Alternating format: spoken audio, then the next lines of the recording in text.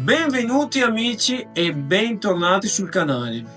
Oggi vi porto in viaggio attraverso il tempo e la storia alla scoperta di un luogo speciale, un luogo che ha il primo posto nella classifica momentanea dei luoghi del cuore.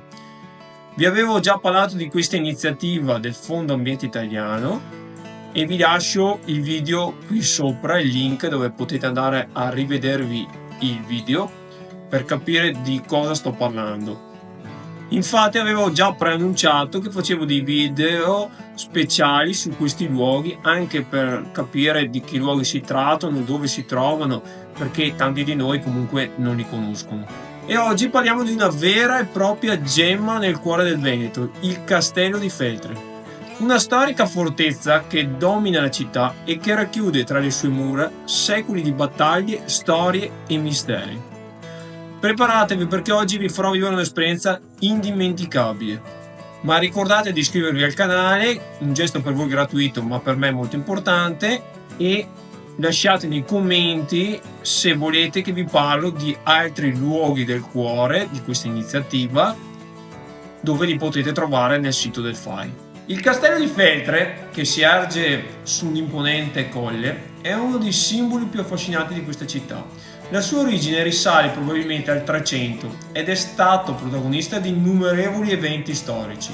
Pensate che inizialmente era una semplice fortezza difensiva, con un punto elevatoio che proteggeva l'ingresso principale, e nel corso dei secoli ha subito diverse trasformazioni.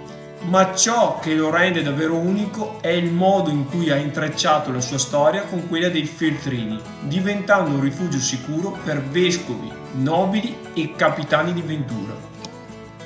Sicuramente un elemento iconico del Castello di Feltre è la maestosa Torre del Campanon, alta ben 34 metri, costruita con pietre bianche e rosa. Questa torre non solo serviva da punto di avvistamento strategico, ma con il tempo è diventata un vero e proprio simbolo della città. Sapevate che la torre fu sopraelevata nel XVI secolo, quando le merlature ghibelline vennero aggiunte per aumentarne il fascino minaccioso? Oggi la vista dalla cima è semplicemente mozzafiato, un panorama che si estende su tutta la vallata. Non vi nego che salire lassù vi farà sentire come veri signori del castello. Il Castello di Feltre ha visto passare tra le sue mura alcune delle famiglie e degli eserciti più potenti della storia: gli Scaligeri, gli Asburgo, i Carraresi e perfino gli Ungheresi. Ma è arrivata anche la Serenissima Repubblica di Venezia, che lo utilizzò come fortezza inespugnabile.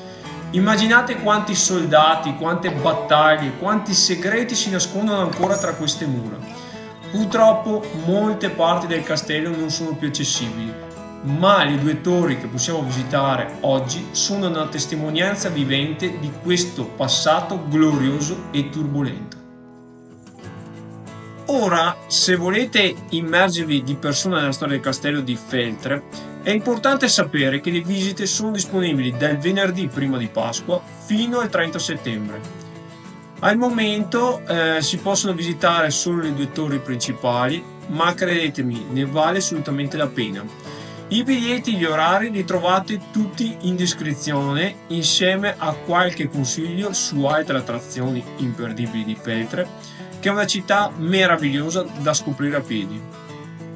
Amici, spero che questo viaggio alla scoperta del Castello di Feltre vi abbia fatto venire voglia di partire subito per visitarlo e vi abbia anche fatto capire l'importanza, perché si trova al primo posto, dei luoghi del cuore di questa iniziativa del FAI. È un luogo che non solo racconta la storia della città, ma che vi farà sentire parte di un'epoca lontana, fatta di cavalieri, battaglie e misteri. Se vi è piaciuto questo video, ricordate di lasciare un like e di iscrivervi al canale per non perdere altri video come questi e per non perdere altri video sui luoghi del cuore. Grazie per aver guardato e ci vediamo al prossimo video. Ciao!